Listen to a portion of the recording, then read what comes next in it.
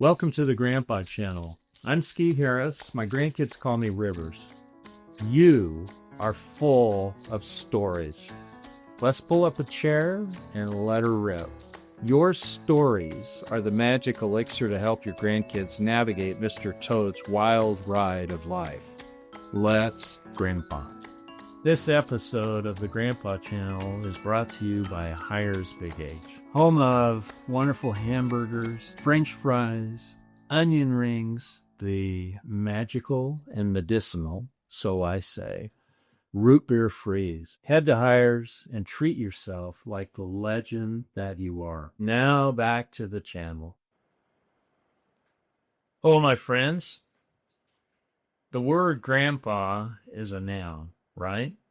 But can it also be a verb, as in to grandpa? I'd like to suggest that it is. I never grew up with my grandfathers. Both of them passed away before I was born. I carry as my middle name the name of my Danish grandpa, and I am so proud of him, and I know a little bit about him.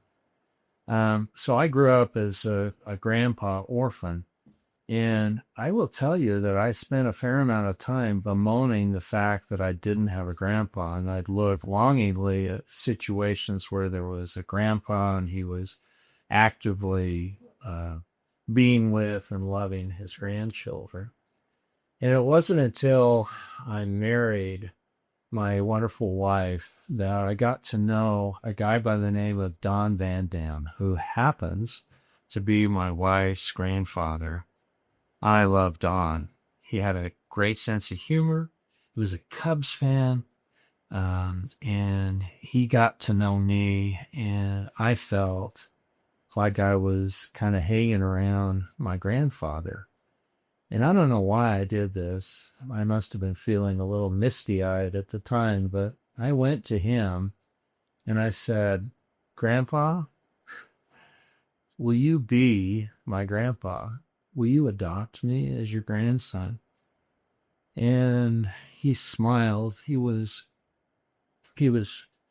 really pleased by that request, and he readily and quickly said, "You bet, I'll do that." And so from that point forward to the time that he passed away, I had this wonderful grandpa who I could go to and talk to, and that he would give me advice, and he would be interested in my life.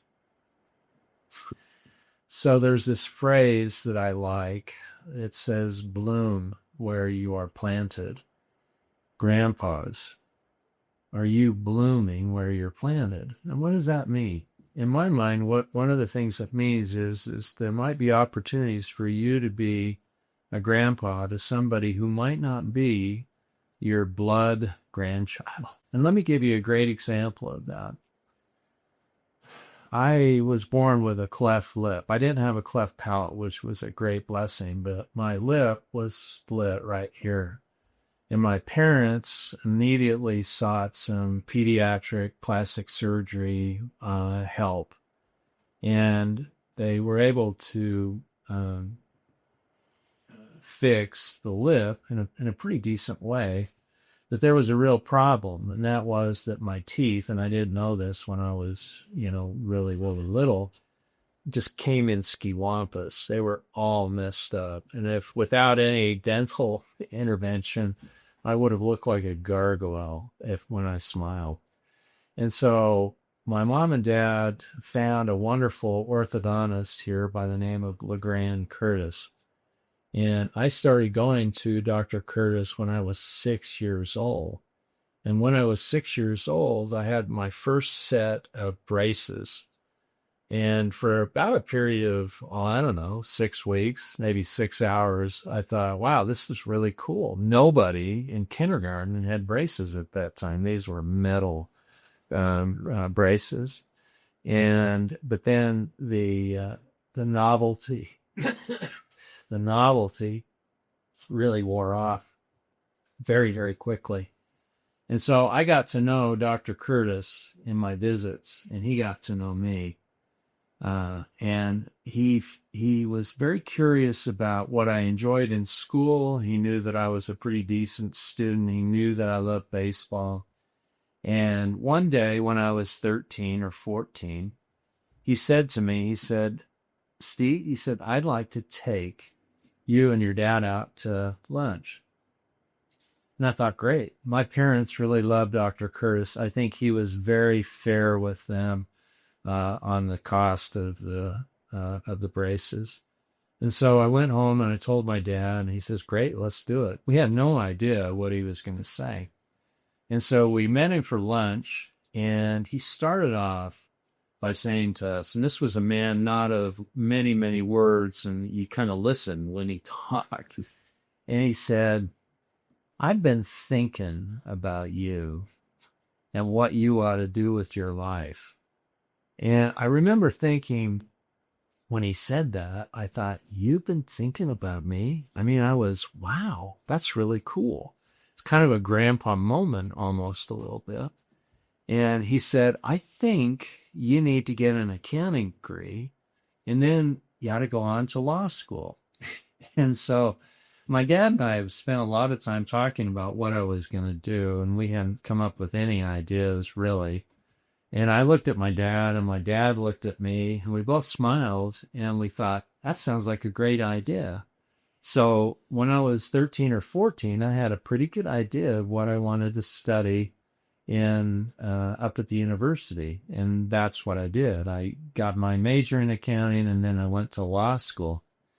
And when I think back on this example, this wonderful man who was not my grandfather, but was like a surrogate grandpa, that he thought about me.